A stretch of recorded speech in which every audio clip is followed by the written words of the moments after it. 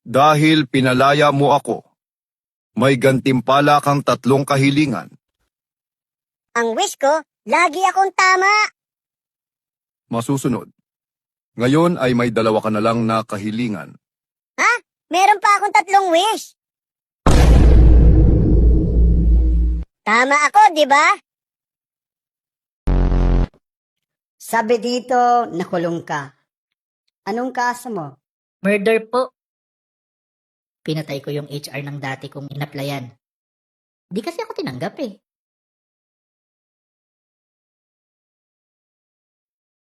Tanggap ka na? Walang kikilos ng masama, hold up to.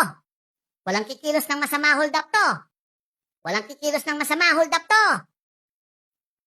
Walang kikilos ng hold up, masama to. Ito ang tanong ng marami.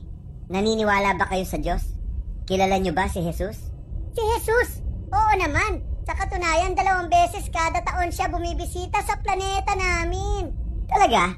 Eh dito nga halos 2,000 taon na kaming naghihintay sa pagbabalik niya. Sa tuwing bumibisita si Jesus sa planeta namin, nagpapapiesta kami. Naghahanda kami ng mga paborito niyang pagkain. Kayo ba? Anong ginawa niyo noong nagpunta siya dito?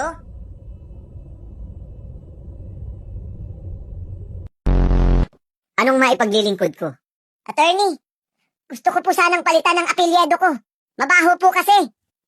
Ano ba apelyido mo? Mabaho po eh. Pwedeng palitan nyo na lang agad. Magbabayad naman ako eh. Nako! Mahal kapag papalitan natin buong apelyido mo. Mga magkano po ba? 10,000. Pero makakamura ka kapag babalik ta rin lang natin yung apelyido mo. Nako, wag na lang po. Ano ba kasi apelyido mo? Ba't ayaw mo din balik ta rin? Apelyido ko po kasi ay Lubot. Pag binaliktad po natin, lalong babaho.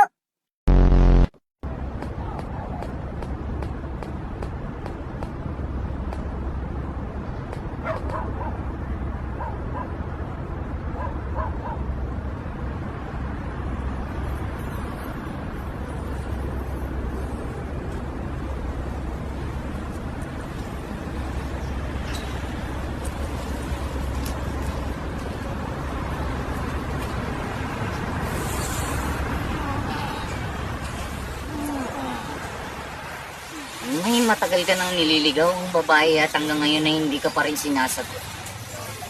Paano laman? Ang pangit mo eh.